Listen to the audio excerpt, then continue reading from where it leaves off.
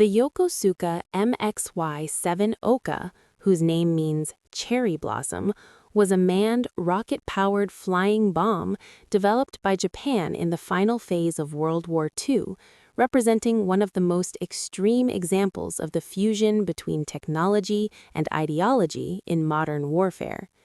Conceived in 1944 within the Imperial Japanese Navy, the Ohka was specifically designed for kamikaze attacks, but unlike earlier suicide missions carried out using conventional aircraft, it was a purpose-built weapon in which the pilot was an integral part of the guidance system, transforming the aircraft into a human-guided missile.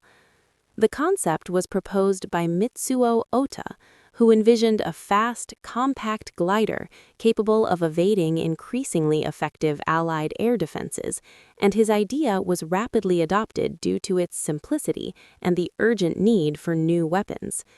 The Ohka itself was small, lightweight, and largely constructed from wood and other non-strategic materials due to shortages, featuring short wings, a minimal cockpit, and a powerful warhead of more than 1,200 kilograms in the nose, making it devastating upon impact. Its propulsion system consisted of 3 solid-fuel rocket motors that could be ignited in sequence, allowing it to accelerate dramatically during the final phase of the attack and reach speeds exceeding 900 kilometers an hour, which made it extremely difficult to intercept once in its terminal dive, although this left the pilot with only a very short time window to make final adjustments, requiring precision and commitment. Due to its limited range, the Ohka could not reach enemy targets on its own and had to be carried beneath a bomber, most commonly the Mitsubishi G4M, which would approach Allied naval formations and release the weapon at a distance of around 20 to 30 kilometers, after which the Ohka would glide toward the target before igniting its rockets in the final seconds to maximize speed and impact force.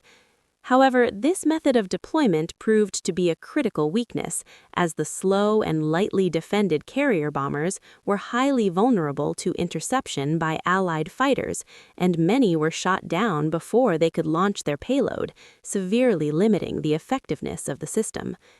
The Ohka was first used in significant numbers during the Battle of Okinawa in 1945, where it managed to inflict serious damage on several Allied ships, demonstrating its destructive potential when it successfully reached its target. But overall, its strategic impact remained limited due to the high losses and operational constraints.